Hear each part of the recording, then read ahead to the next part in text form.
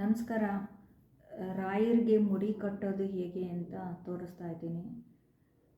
ನಾನು ಕಟ್ತಾ ಇದ್ದೀನಿ, ನೀವು ನೋಡ್ಕೊಳ್ಳಿ. ಇದು ಗುರುವಾರ ಕಟ್ಟಬೇಕು. ಈಗ ಬೆಳಿಗ್ಗೆ ಬಂದು 8ರಿಂದ 9 ಒಳಗಡೆ ನಾನು ಕಟ್ತೀನಿ.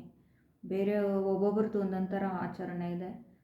ಮನೆಯೆಲ್ಲ ಕ್ಲೀನ್ ಮಾಡ್ಕೊಂಡಿದ್ದೀನಿ. ಈಗ ದೇವ್ರ ಮನೆ ಕ್ಲೀನ್ ಮಾಡಿ ಆ ಪ್ರೊಸೀಜರ್ ಇರುತ್ತೆ, ಆ ಥರ ಮಾಡ್ತೀನಿ. ಇದು ಒಬ್ಬೊಬ್ರದ್ದು ಆಚರಣೆ ಒಂದೊಂದು ಥರ ಇರುತ್ತೆ. ಅವರು ಮನೆ ದೇವ್ರಿಗೆ ತಕ್ಕನಂಗೆ ಮುಡಿ ಕಟ್ತಾರೆ. ಹಲ್ವಾರು ಥರ ಮುಡಿ ಕಟ್ತಾರೆ. ಒಂದು ದುಡ್ಡಲ್ಲಿ ಕಟ್ತಾರೆ, ಒಂದು ಧಾನ್ಯಗಳಲ್ಲಿ ಕಟ್ತಾರೆ, ಇನ್ನೂ ಹಲವಾರು ಥರ ಮುಡಿಗಳು ಕಟ್ತಾರೆ. ನಾನು ಕಟ್ಟೋದು ಅದರಲ್ಲಿ ಒಂದು ಪ್ರೊಸೀಜರ್ ತೋರಿಸ್ತೀನಿ. ನಿಮಗೆ ಬೇಕು ಅಂದರೆ ಇನ್ನೊಂದು ಧಾನ್ಯಗಳಲ್ಲಿ ಕಟ್ಟೋದು ಹೇಗೆ ಅನ್ನೋದು ಅದನ್ನು ನೆಕ್ಸ್ಟ್ ಯಾವಾಗಲಾದರೂ ಮಾಡಿ ತೋರಿಸ್ತೀನಿ. ನೀವು ಕಮೆಂಟಲ್ಲಿ ಹಾಕಿರಿ. ಬೆಳಿಗ್ಗೆ ಎದ್ದು ಮನೆಯೆಲ್ಲ ಕ್ಲೀನ್ ಮಾಡ್ಕೊಂಡಿರಬೇಕು, ಸ್ನಾನ ಎಲ್ಲ ಮಾಡಿರಬೇಕು. ಗುರುವಾರ ಬೆಳಿಗ್ಗೆ ಕಟ್ಟಬೇಕು.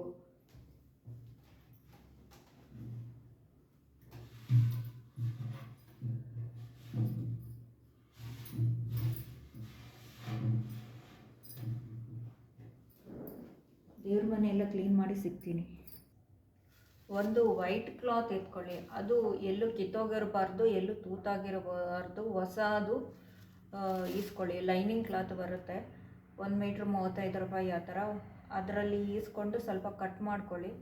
ಇದಕ್ಕೆ ಸ್ವಲ್ಪ ಅರಿಶಿನ ಚೆನ್ನಾಗಿ ಮೆತ್ತಬೇಕು. ಯೆಲ್ಲೋ ಕಲರಲ್ಲಿ ಕಟ್ತಾರೆ, ಆದರೆ ಇದು ಶ್ರೇಷ್ಠವಾದದ್ದು. ಅರಿಶಿನದಲ್ಲಿ ಹತ್ತಿ ಯೆಲ್ಲೋ ಕಲರ್ ಮಾಡಿ ಕಟ್ಟೋದು. ನಾನು ಆ ಥರನೇ ಕಟ್ಟೋದು. ನೋಡಿ, ಅರಿಶಿನ ಈ ಥರ ಕಲಿಸ್ಕೊಂಡಿದ್ದೀನಿ.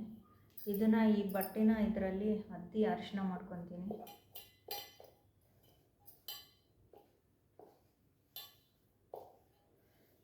ದೇವ್ರ ಪಾತ್ರೆ ಎಲ್ಲ ಚೆನ್ನಾಗಿ ತೊಳ್ಕೊಂಡು ಪೂಜೆ ಮಾಡಬೇಕು.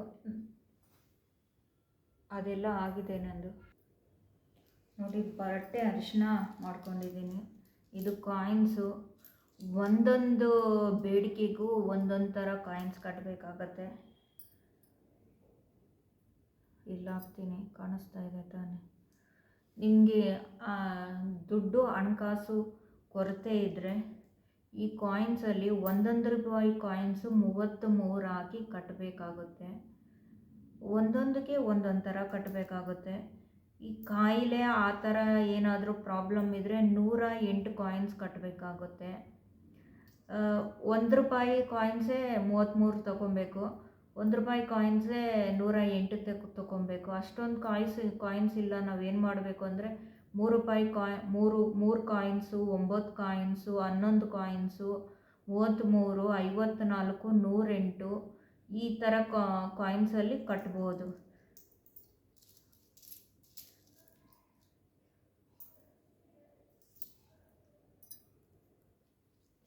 ಒಟ್ಟು 9 ಕಾಯಿನ್ಸ್ ಎತ್ಕೊಂಡಿದ್ದೀನಿ. ನಾನು ಕಟ್ತಾ ಇದ್ದೀನಿ.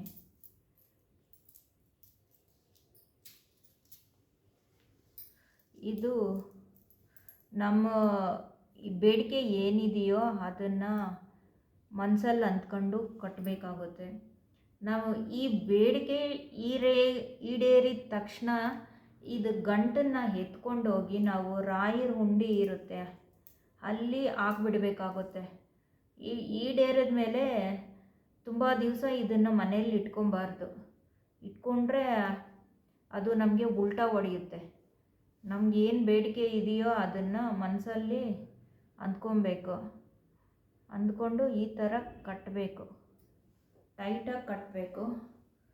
ಕಾಯಿನ್ಸ್ ಎಲ್ಲ ಬಿದ್ದೋಗ್ಬಿಡುತ್ತೆ. ಈ ಥರ ಸುತ್ತಿದ್ರೆ ಬಿದ್ದೋಗಲ್ಲ.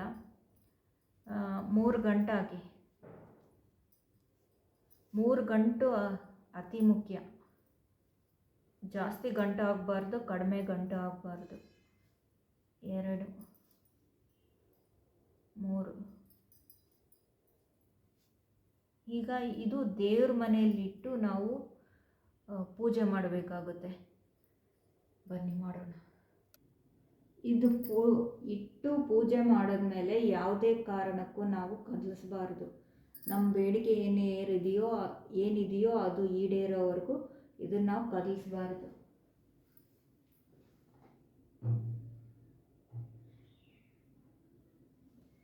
ಎಲ್ಲಾದರೂ ಒಂದು ಸ್ಥಳದಲ್ಲಿ ಯಾರು ಮುಟ್ಟದಿರೋ ಹಂಗೆ ಇಟ್ಬಿಡಿ.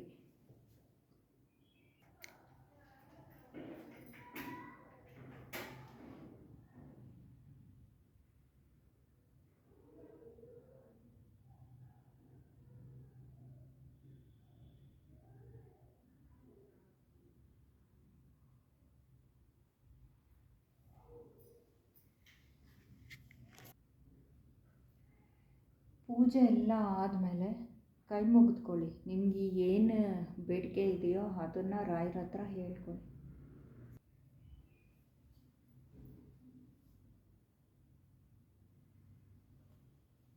ಇದಾದಮೇಲೆ ನಿಮ್ಮ ಬೇಡಿಕೆ ಈಡೇರಿದ ಮೇಲೆ ಅದನ್ನು ತಕ್ಷಣ ಎತ್ಕೊಂಡೋಗಿ ರಾಯರ ಗುಡಿ ಎಲ್ಲಿದೆಯೋ ಅಲ್ಲಿ ಉಂಡೆ ಇರುತ್ತೆ, ಅದರಲ್ಲಿ ಹಾಕಿಬಿಡಿ.